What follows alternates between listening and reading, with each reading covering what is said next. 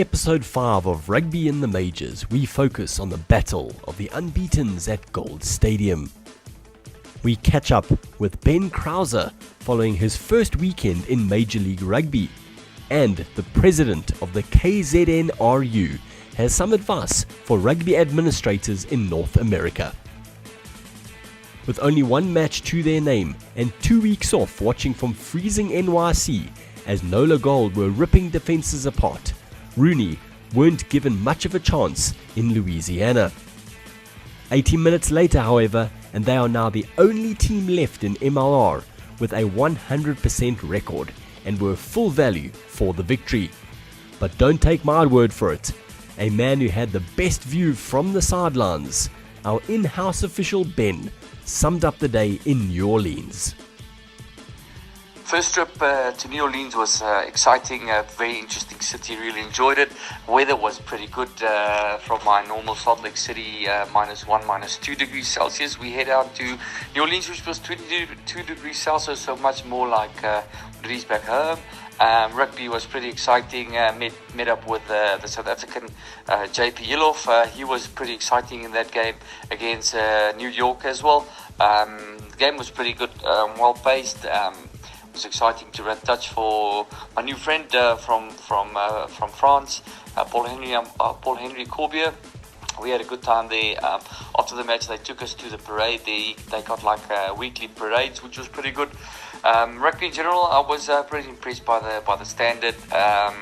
Not a massive crowd, but apparently it's a very big growing rugby community, so that was exciting and I really enjoyed that. Because of my sevens background, I love the flow, I love a quick game, I love cleaning down the breakdowns and then from there on just making the game develop. So I think because of my big stint in the sevens, that has helped me immensely in growing what I like to. I like the flow, I like a quick game, and yeah, that's probably my brand of refereeing here. And I think it's no secret that the guys know, listen, this guy's going to sort out the breakdown, don't take too much trouble, but want to get the game going and basically just serve the game. 65 points were scored at Starfire Stadium as the defending champions outlasted the Toronto Arrows. I'm sure both sides and the sellout crowd enjoyed the free-flowing nature of the match. It was a sellout crowd for my game, obviously my first taste of MLR rugby. The rugby was very good, of very, very, very high standard, which I really enjoyed and fitted in well with my brand of rugby, as we spoken, which was good flowing, nice hard running rugby, and the intensity was really up there. The players matched up to the hype and all the expectations of the crowd, and really enjoyed that. First trip or first week in the US, I can really say was an exciting week. Looking forward to the next, and this week I'll be heading down to Houston, running touch there, then heading back to Salt Lake City to referee the Utah team and Glendale Raptors. So exciting times. I'm really looking forward to this week. Been training in the snowy, icy weather, but all good. Love it and enjoy it back home.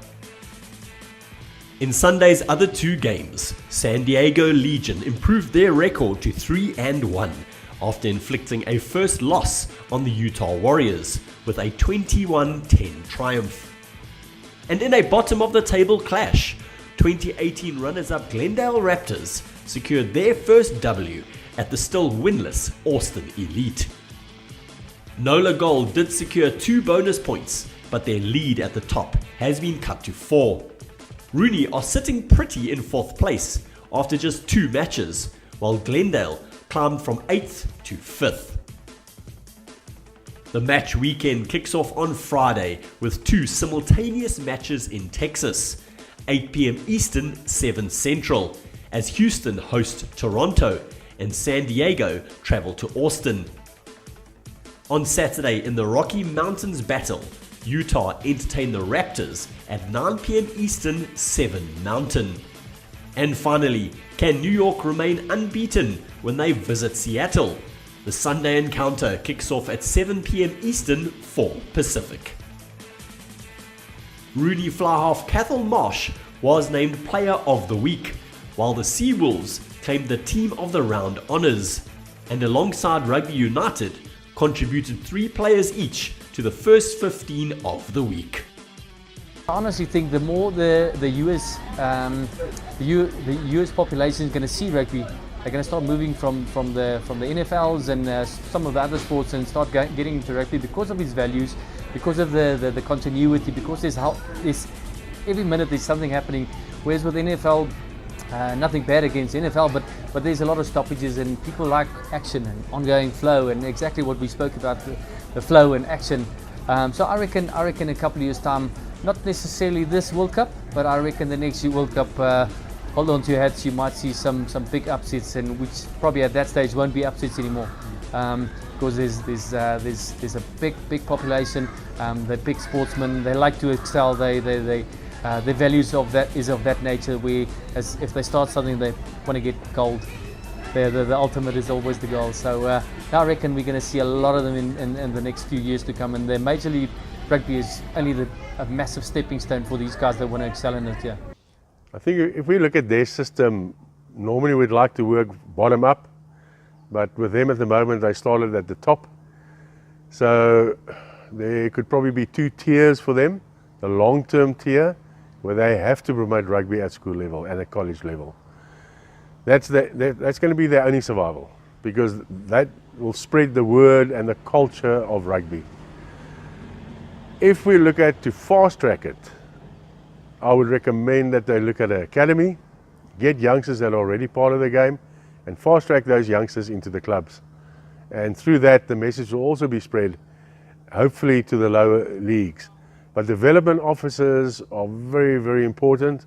They could maybe use some of the players that plays in their league at the moment to be those development officers, coach other youngsters to become development officers, and then go to the schools and start participating in rugby, even if it's tag rugby, even if it's touch rugby, sevens, tens, and so forth, and then get into the 15-man game. But somewhere along the line, they have to change their way of thinking and get used to our oval ball. And not American football, when we talk about our oval ball, but in the way that we play our rugby. The masses, the money's there, and I can only see their rugby going forward by huge strides, maybe quicker than any other country in the world.